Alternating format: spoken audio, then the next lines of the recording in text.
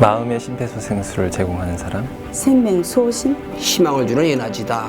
마음과 마음의 통합이다 라고 얘기하고 싶습니다.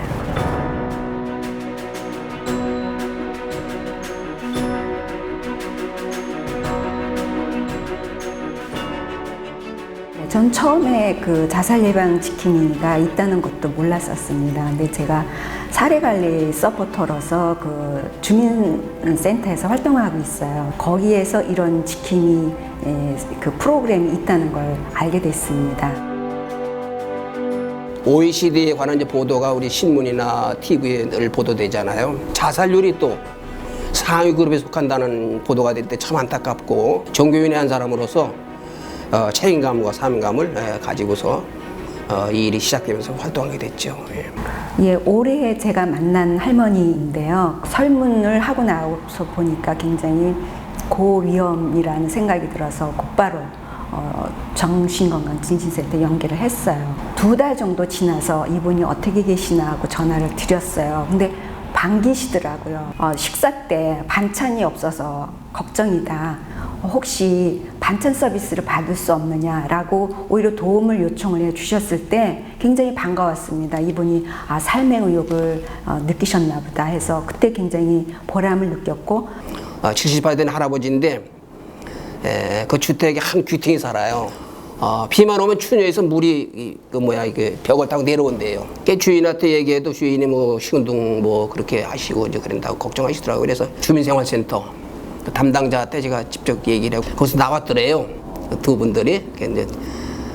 그래서 나와서 나중에 뭐 이렇게 손복을 했다고 갔더니 고맙다고 인사를 하시면서 아주 그냥 굉장히 기분 좋아하시더라. 그래서 굉장히 고마워하고 갈 때마다 아주 참 늘 반겨주고 그러시는, 그런 가장 보람이 있었고. 올해 또 만난 사람 중에 중학생인 학생이 있었어요. 초등학교 4학년 때 엄마가 자살하는 바람에 정교적인 왕따를 당했어요. 중학교에 가서도 계속 이어져서 제가 만났을 때는 환각과 환시에 시달리고 있었어요. 그 어머니가 자살하기 직전에 어떤 이런 프로그램이 있어서 그런 누군가가 붙잡아 줄 사람이 있어서 만났었다면 자살을 좀 방지하지 않았을까 하는 그런 안타까움이 그런 때 들었습니다.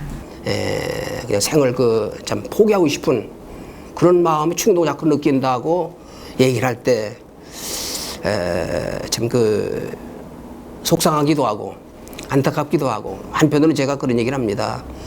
참 그래도 대단합니다. 나 같으면 더 했을 거다고 이렇게 해서 감싸주고 이러면서, 그럴수록에 당신 혼자 있는 게 아니다. 용기를 가지고 희망을 버리지 말아라 이러면서 다독 그러고, 그러면 또 이제 미안합니다, 죄송합니다, 또 그렇게 제자리에 돌아와서는 이제 그런 것이 안타깝고 좀 속상했죠. 근데 이런 것이 굉장히 주위에 흔하게 볼 수 있는 프로그램이 되었으면 좋겠어요. 이런 지킴이 교육을 모든 시민들이 다 받아서 한 사람, 내 주변에 있는 한 사람이라도 그런 위험에 있을 때 도움을 줬으면 좋겠다. 그런 의식화가 됐으면 좋겠다는 생각이 듭니다. 시민들이 누구를 막론하고 주변에 있는 어렵고 힘든 분들에 대해서 관심을 가지고 좀 입장을 바꿔놓는 그런 마음 자세를 갖는 게 가장 좋지 않겠는가. 나도 저럴 수 있다. 하다면 조그만 거라도 이렇게 서로 나눔을 갖는 배려와 관심, 이런 공감대가 형성되면은 훨씬 우리 주변이 좀 밝아지고 어려움 당한 이웃들이 좀 위로를 받고 또 어떤 새 힘을 얻지 않을까, 이제 그런 생각을 많이 가지고 있어요.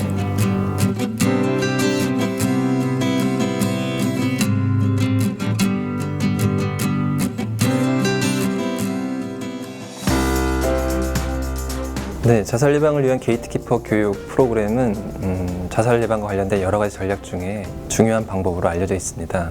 그 게이트키퍼 교육 프로그램의 의미는 사실 전문가들이 모든 자살 위험군을 직접 보고 개입할 수 없다라는 논리부터 시작을 하는데요. 자살 위험 징후를 보이고 있는 주변의 사람들에게 우리 국민 모두가 게이트키퍼로서 훈련을 받아서 적절하게 초기 대응을 하면서 이후에 필요한 서비스를 잘 연결시킬 수 있다면 그분들이 삶에 대해서 고민하고 갈등하는 그 위기 상황을 무사히 넘길 수 있겠다라는 그런 논리와 배경이라고 볼 수 있습니다.